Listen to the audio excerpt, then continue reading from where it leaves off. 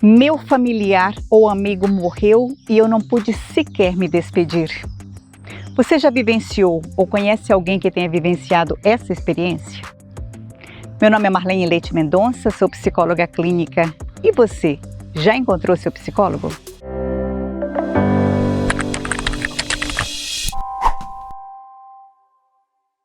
Embora o luto seja vivenciado em várias situações de perdas significativas, trataremos nesse vídeo do luto pela morte de alguém querido para nós e o quão importante é o ritual de despedida.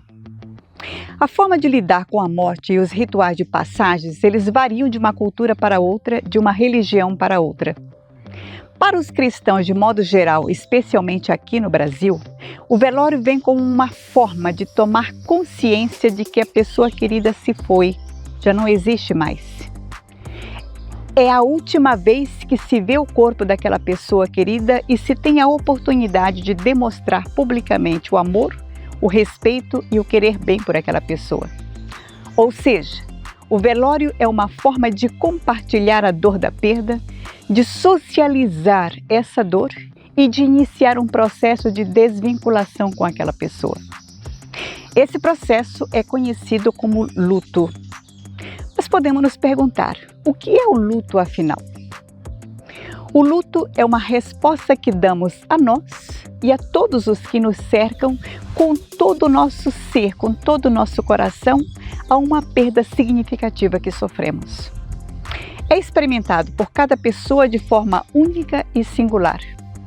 A duração e a intensidade variam de uma pessoa para outra e da relação que aquela pessoa tinha com aquela que se partiu. É um processo natural e de fundamental importância para que possamos nos reconstruir, nos reorganizar diante do rompimento do vínculo. O luto ele pode ser normal ou complexo e persistente. É tido como normal quando, apesar da dor experimentada, a pessoa consegue fazer a passagem, se despedir e tocar a vida para frente, na certeza de que aquela pessoa que partiu encerrou a sua jornada neste mundo. Em outras palavras, nós podemos dizer, a pessoa compreende, aceita a perda do ente querido e se dispõe a continuar vivendo sem a presença daquela pessoa. Já o luto é patológico quando, por alguma razão, a pessoa fica presa e não consegue fazer essa transição. Segundo o Manual Diagnóstico e Estatístico de Transtornos Mentais, também conhecido como DSM-5, o luto se torna complexo e persistente quando já se passou mais de um ano da morte do ente querido e a pessoa continua vivendo os mesmos sentimentos. Que sentimentos são esses? Uma saudade persistente do falecido, um intenso pesar e dor emocional, dificuldade de aceitar a morte da pessoa, a pessoa não admite que a outra se foi, que já não existe mais, preocupação com o falecido, se ele está bem, aonde ele está. E aqui a crença religiosa tem um papel preponderante nessa situação. Preocupação com as circunstâncias da morte, ou seja, a maneira como a pessoa morreu. E, por fim, o desejo de morrer para estar ao lado daquela pessoa que se foi. Então, é importante observar. Se já se passou um ano da morte do ente querido e a pessoa continua sentindo fortemente esses sentimentos, nós precisamos considerar seriamente a possibilidade de que ela esteja vivendo o luto complexo e permanente. Mas vamos voltar ao ritual de despedida. E podemos nos perguntar, em que consiste o ritual de despedida? A resposta é, depende da cultura e da tradição familiar. Como eu já disse anteriormente, os rituais eles variam de uma cultura para outra. Para os brasileiros cristãos, os rituais são compostos de velório, elementos da cultura local e elementos da cultura familiar. Esses elementos eles contribuem muito na elaboração da perda. Eles possibilitam a expressão pública do sofrimento experimentado, ajuda a organizar e entender os próprios sentimentos, ajuda a lembrar os bons momentos vividos com aquela pessoa que se foi, permite o encontro como família, como amigos, quase como uma rede de apoio. possibilita a expressão de solidariedade, possibilita confortar e ser confortado, faz com que o falecido seja lembrado e ajuda o enlutado a adentrar num novo papel social que ele irá desempenhar a partir de agora. Ou seja, ajuda a fechar um ciclo e a seguir adiante. Infelizmente, em tempos de pandemia como esse que estamos vivendo agora, são incontáveis o número de famílias que têm experimentado o gosto amargo de perder alguém e sequer poder se despedir, o que torna o luto ainda mais dolorido do que ele já é.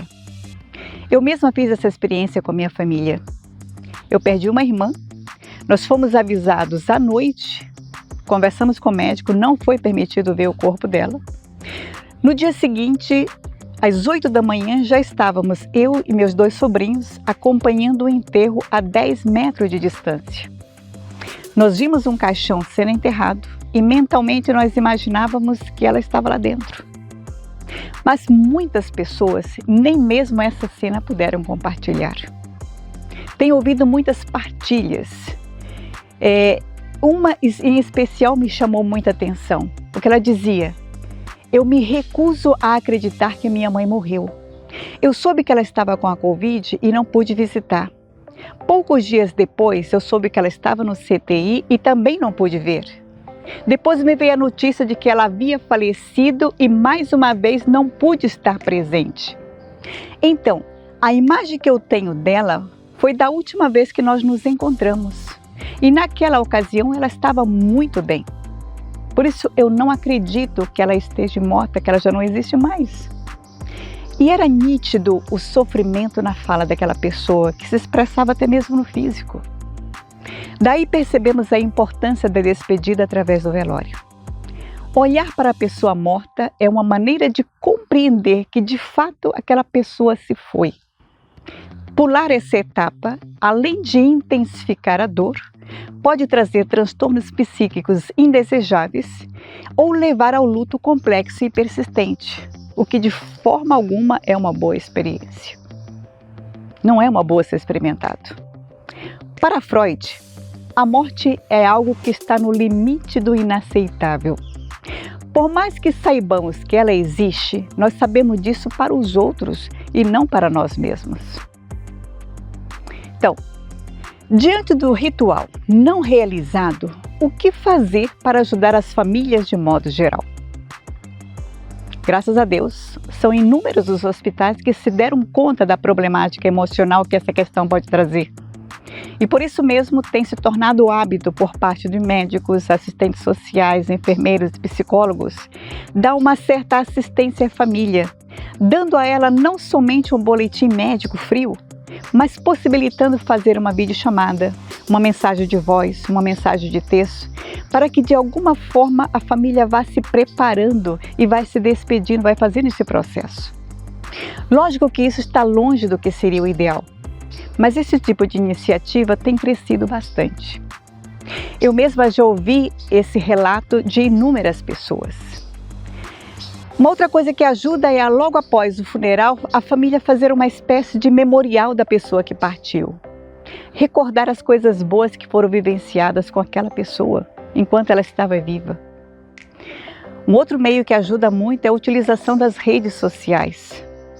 É a forma de demonstrar solidariedade, afeto e de dizer para a pessoa enlutada: eu estou com você, eu estou rezando por você, eu estou te acompanhando, conte comigo. Essa rede de apoio ajuda e muito. Mas algumas atitudes são muito importantes de serem assumidas no processo de luto. A primeira é: acolha a dor, expresse a dor. O choro, a tristeza são reações emocionais e naturais que precisam ser vivenciados. Segundo, não se isolar. O contato com familiares e amigos próximos ajuda muito a lidar com a dor da perda. Terceiro, evitar tomada de decisão importante nesse período. Quando estamos com as emoções à flor da pele, dificilmente nós conseguimos raciocinar direito. Portanto, dê um tempo para você mesmo. Espere a poeira baixar. Espere a ansiedade acalmar. Quarto, Assim que possível, volte às atividades normais, como trabalho, estudo, vida social. Isso não significa de forma alguma fugir da dor, mas canalizar a energia para locais saudáveis. Quinto, lembrar que se refugiar nas bebidas alcoólicas em nada vai te ajudar. Não é anestesiando a dor que ela vai deixar de existir. O luto tem etapas que precisam ser vivenciadas. Sexto, evite a automedicação. Se sentir que precisa de ajuda, procure um profissional da saúde mental. Ele certamente te dará a orientação correta para que você possa seguir daqui para frente e vai te ajudar. Eu espero sinceramente ter te ajudado com o conteúdo desse vídeo. Te convido a se inscrever aqui no canal Encontre Seu Psicólogo, porque assim você poderá acompanhar os vídeos de todos os profissionais que fazem parte desse belíssimo projeto. E são muitos os assuntos que podem ser compartilhados. Caso queira conhecer melhor o meu trabalho, os meus dados estão aqui na descrição desse vídeo. Um grande beijo, um grande abraço. Eu te espero com muito carinho no próximo vídeo. Até lá!